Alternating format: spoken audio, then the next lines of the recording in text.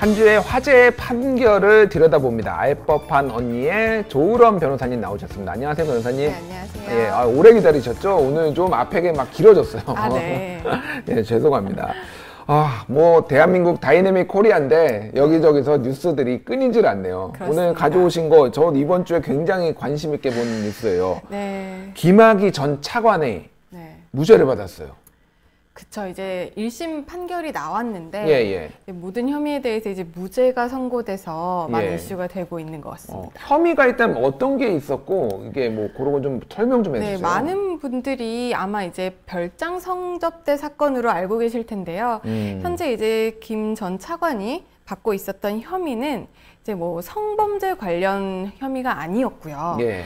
특정 경제 그러니까 특경법이라고 하는 특정 범죄, 가중 처벌 등에 관한 법률에 의해서 이제 뇌물수수 혐의였어요. 뇌물수수. 네. 예. 뇌물이 이제 여러 사람에게 이제 뇌물을 받았다라고 하고 있는데 특히 문제가 되었던 게 그 건설업자 윤중천 씨 관련해서 한 1억 한 3천만 원 상당 별장 성접대를 한 것으로 알려져 있는 그 윤중천 씨 맞는 거죠? 예. 관련해서 한 1억 3천만 원 상당의 금품 수수를 했고 또 뭐 최모 씨에게 한 5천만 원 정도 또 김모 씨에게 한 또 1억 뭐 한 5천만 원 정도 그리고 성접대 관련해서 한 13차례 정도 이제 뇌물을 받았다라는 혐의로 재판이 진행이 됐었던 거죠. 그렇군요. 근데 일단 뭐 저희가 좀 뭐 여러 가지 이제 있었는데 제3자 뇌물수수라는 거는 뭔가요?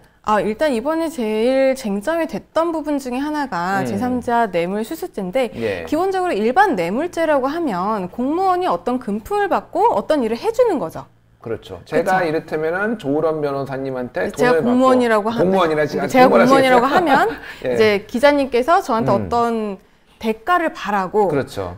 금품을 수수를 하는 거죠. 저한테 금품을 주시는 거죠. 저희 집 뭐 건설업 하는데 허가 좀 빨리 나게 해주세요라고 하고 제가 뭐 금두꺼비를 하나를 이제 은혜를 잘 갚는 금두꺼비를 이렇게 딱 드린 거예요. 그죠? 네. 이게 이제 기본적인 뇌물죄인데 여기서 이번 사건에서 문제가 됐었던 건 제3자 뇌물죄예요. 그러니까 저에게 어떤 이득을 주는 게 아니라 제가 공무원인데 다른 사람에게 이득을 줘라라고 압박을 넣는 거죠.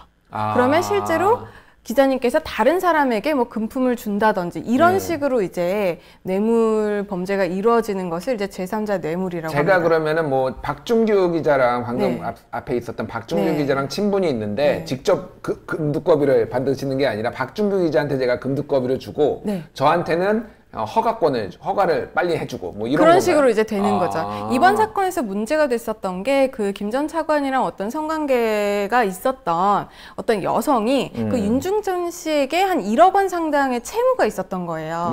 그리고 그 채무를 갚지 않으니까 그 윤 씨가 그 여성을 상대로 고소를 한 거죠. 근데 고소를 하는 과정에서 이제 그 김 전 차관과 이 여성 관계가 드러날 것이 무서워서 김 전 차관이 그러니까 윤중천 씨에게 알아서 좀 잘 처리를 해라 라고 해서 뭐 이 여자의 채무를 면제를 해줬다라는 식으로 이제 이 여자가 혜택은 받았지만 어떻게 보면은 그 김 전 차관이 말을 해서 이렇게 이루어진 거잖아요. 그래서 이거를 이제 제3자 뇌물로 이제 검찰에서 이제 기소를 했어요. 기소를 한 거죠. 기소를 했는데 왜 그러면은 그게 인정이 안 된 건가요? 일단 재판부에서는 현재 이렇게 봤습니다. 실제로 이것을 면제해 주었는지 그러니까 1억 원 상당의 어떤 경제적인 혜택을 준 것인지가 불명확하고 또 이제 제3자 뇌물 같은 경우에는 부정한 청탁이 있어야 됩니다. 그러니까 윤중천 씨가 이 여자 채무를 면제를 해줬다면 어떤 부정한 청탁을 했어야 돼요. 건설업자니까 뭐 이를테면은 뭔가를 허가를 쉽게 해달라 아니면은 내가 어떤 법적 분쟁이 있었을 때 이걸 좀 잘 봐달라라는 식으로 어떤 청탁이 있어야 되는데 보험을 들어놓는다 이런 개념은 없나요? 미리 이렇게 좀 잘 평소에 잘 관리하듯이 보험을 들어놓는다. 검찰 측에서는 이제 그런 식으로 논리 구성을 했는데 재판부에서는 그것으로는 이제 좀 개연성이 부족하다라고 해서 단순히 어떤 보험이라든지 아니면은 부정한 청탁을 받은 시점과 그런 어떤 면제를 해준 시점 간에 너무 괴리가 있으면 이것은 이 뇌물로 인한 대가로 보기는 어렵다라고 인간관계가 성립하기가 어렵다라고 본 거군요. 대가를 인정하기 어렵다. 예. 그러니까 대가를, 뇌물과 어떤 예. 행위 자체의 대가성을 인정하기 어렵다라고 해서 현재 제3자 뇌물이 이제 무죄가 났죠. 이게 좀 복잡해요, 사건이. 네. 그렇죠. 여러 건이 그리고 막 뇌물건이 여러 건이 있어서. 그쵸, 근데 뇌물건의 여러 여러 건이 건은 있었죠. 공소시효 문제가 대부분 있었다면서요. 그러니까 왜 지금 이 제3자 뇌물이 가장 중요한 이슈였냐면 예. 보통 이제 뇌물이요 1억 원이 넘어야 공소시효가 15년이 됩니다.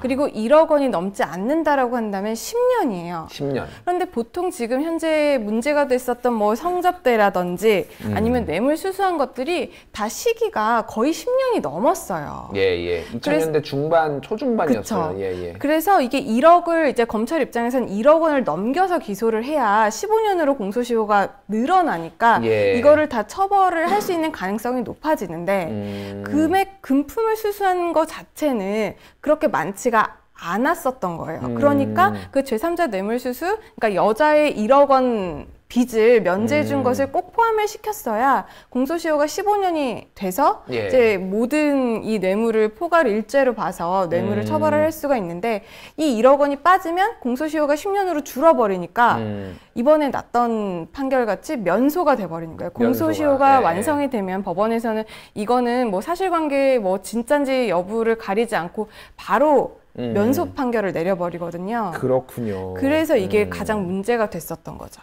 그렇군요. 제3자 뇌물수수죄가 인정이 돼야지 성접대 여부도 이렇게 확인을 할 수 있다? 처벌할 수 있다라는 얘기는 이게 어떤 논리에서 그런 건가요? 그러니까? 이게 조금 전에 말씀드린 것과 좀 연결이 되는데요. 예. 이제 성접대도 현재 성범죄로 이제 뭐 기소라든지 공판으로 넘어간 게 아니라 성접대도 뇌물로 본 거예요. 성접대도 뇌물. 윤중천 씨가 김학의한테 성접대를 한 것은 그걸 뇌물로 본 거예요. 뇌물로 본 건데 이것은 이제 어떤 금전적인 가치로 환산을 할 수가 없으니까 원칙적으로는 이게 공소시효가 10년이란 말이에요. 예. 그런데 아까 뭐 뇌물도 이렇게 성접대도 했지만 이렇게 뭐 면제를 해줬다. 좀 갚아줘 1억 좀. 예. 그런 것까지 다 포함을 해서 이게 1년에 여러 차례 행위들을 다 포괄 일죄로 봐서 마지막 어떤 뇌물 아니면 뭐 제3자 뇌물이라고 볼 수 있는 그 행위 시점까지 따져서 이 앞에 거를 한꺼번에 묶어서 15년으로 볼 수 있느냐의 문제였던 거예요. 그렇군요. 왜냐하면 성접대 자체는 이미 공소시효가 지났기 때문에 예. 이거를 하나로 1년의 뇌물 수수 모든 것을 다 엮어서 굴비 엮듯이 엮어가지고 하나로 만들어 놓고 이거 전체의 공소시효를 늘려놔야 처벌 가능성이 높아졌던 거기 때문에 제3자 뇌물 수수가 인정이 돼야 공소시효가 15년이 되는 거고 예. 그래야 그 앞에 있었던 성접대까지도 이렇게 좀 뇌물로 포괄해서 처벌을 할 수 있었던 가능성이 높아져서 그런 말이 나왔던 거죠. 그렇군요. 김학의 전 법무부 차관이 왜 무죄를 받았는지 변호사님 설명을 들으니까 기사 맨날 봐도 모르겠던데 명쾌하게 이해가 되네요. 근데 사실 맨 처음부터 이 제3자 뇌물 수수를 좀 법리적으로 엮는 것 자체가 무리수다. 좀 무리라는 일각의 시선이 있었어요. 그렇군요.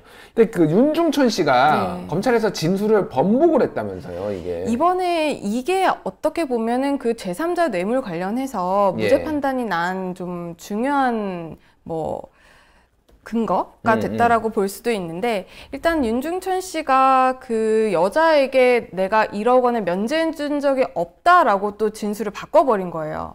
아예 면제해 준 적이 없다라고? 그럼 면제해 준 적이 없으면은 금융거래, 뇌물이 안 되잖아요. 금융거래 기록이 남아있을 거 아니에요? 그러니까 아직 면제를 안 해줬다는 거죠. 아직은? 그러니까 내가 돈을 빌려줘서 이 사람이 나한테 갚아야 되는데 아직도 채무가 남아있다? 채권이 본인한테 채권이 남아있다? 그쵸. 어떤 내가 포기각서를 써주거나 이런 적이 없다. 내가 뭐 그 사람에게 뭐 내가 용서를 해주겠다. 안 갚아도 된다. 이런 말을 한 적이 없다라는 식으로 이렇게 진술을 번복을 한 거죠.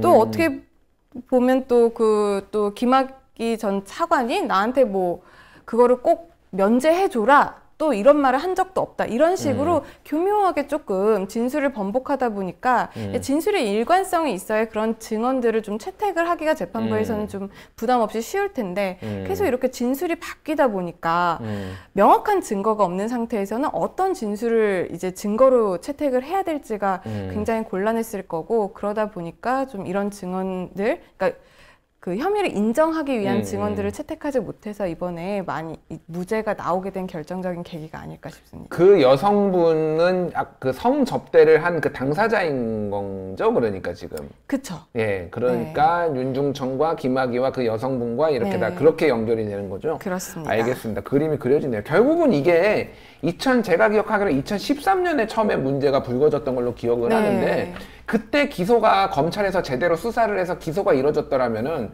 이런 공소시효 문제가 없이 제대로 재판을 받을 수 있었던 거 아닙니까? 그게 이제 많은 분들이 약간 좀 많이 아쉬워하는 부분인데 예. 뭐 제가 알기로는 이게 한 세 번째 정도 문제가 되었었던 사안이에요. 그래서 그렇죠. 첫 번째, 두 번째 그런 성접대 관련해서 거의 다 무혐의가 나왔었는데 예. 최근에 이제 다시 어떤 증거들이 있다라고 해서 또다시 이제 기소가 됐었던 사안이잖아요. 예, 예. 그러니까 너무 늦어버린 거죠. 이번에 판결에서도 볼 수 있듯이 어떤 일정한 사실들은 다 인정이 되지만 예. 이것이 이미 공소시효가 지났기 때문에 처벌할 수 없다라는 판결의 내용 중에 그런 내용이 있었죠.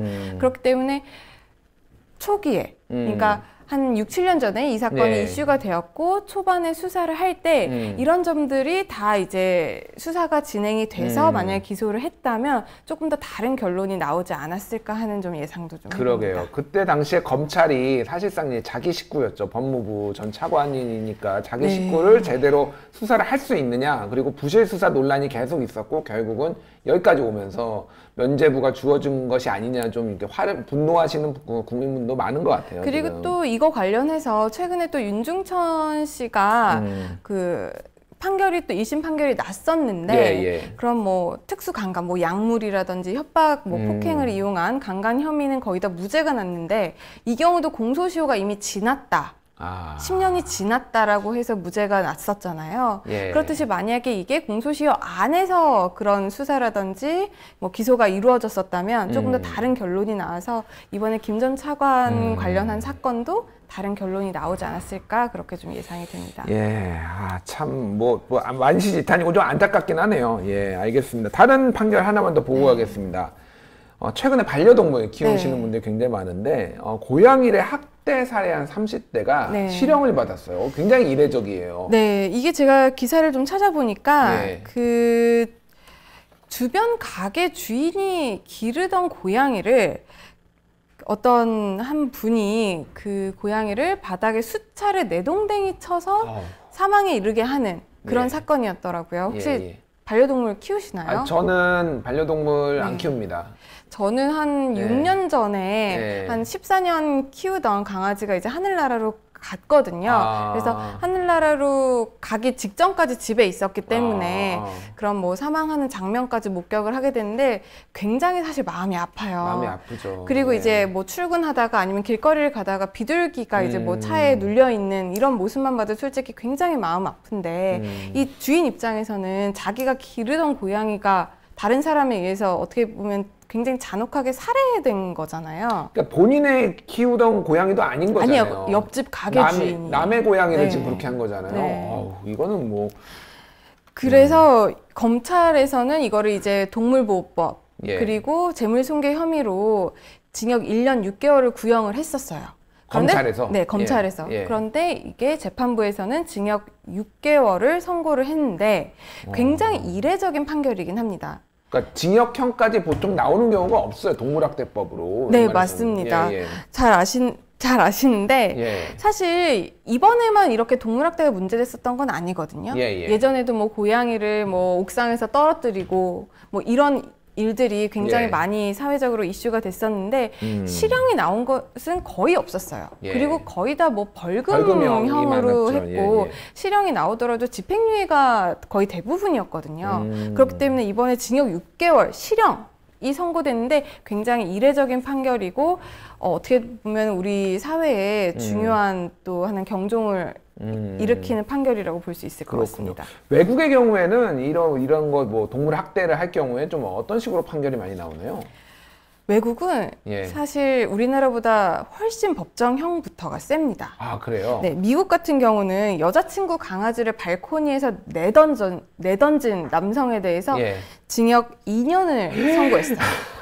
징역 근데 2년이요? 우리나라는 이와 유사한 사건에서 벌금 30만 원을 선고했거든요. 벌금 30만 원과 징역 2년. 굉장히 갭이 크죠. 하늘과 땅 차이네요. 그렇죠. 그리고 예. 이제 외국에서는 뭐 차 안에 그런 반려동물을 방치? 그냥 방치하는 예. 경우에도 징역형 뭐 6개월 정도를 선고를 하고 있기도 하고요. 또 뭐 독일 같은 경우에도 우리나라보다 훨씬 더 법정형이 세고 외국 같은 경우들은 대부분 우리나라보다 법정형이 세게 규정하고 있습니다. 그렇군요. 자, 근데 아까 전에 제가 네. 변호사님 얘기 들으면서 좀 궁금해했던 게, 네. 뭐 동물보호법은 뭐 그렇다고 치고, 네. 재물손괴라고 네. 했는데, 이거는, 그러니까 동물은 재물인 건가요? 그러니까 뭐 반려동물이든 뭐가 됐든 내가 가지고 있는 일종의 뭐 재산 같은 건가요? 이게 그러니까? 사실 반려동물이라고 하면 많은 분들이 이제는 가족으로 생각을 하시죠. 그러니까요. 그런데 네. 아직까지 법적으로 반려동물은 그런 사람의 소유물이에요. 그러니까 물건입니다. 물건이에요? 물건이기 때문에 이 반려동물을 뭐 다치게 하거나 아니면 사망에 이르게 한 경우 그런 형법적으로는 재물 손괴에 해당하고요. 예. 이제 동물보호법으로는 이제 동물 학대에 해당해서 만약에 어떤 남의 강아지를 죽게 했다라고 하면은 재물손괴죄와 동물보호법이 같이 경합해서 그럴 이제 경우에는 혐의가 받게 됩니다. 그 강아지나 뭐, 그러니까 뭐 반려동물, 뭐 네. 애완동물이 값이 더 비싸면은 네. 이를테면 뭐 시장에서의 가치가 있잖아요. 그쵸. 어떤 거는 뭐 네. 순종이다라고 해서 뭐 더 비쌀 수도 있고 네. 어떤 거는 쌀 수도 있는데 그러면 네. 만약에 더 비싼 강아지를 만약에 해치게 됐다라고 하면은 네. 재물손괴가 금액이 더 높게 책정이 되나요?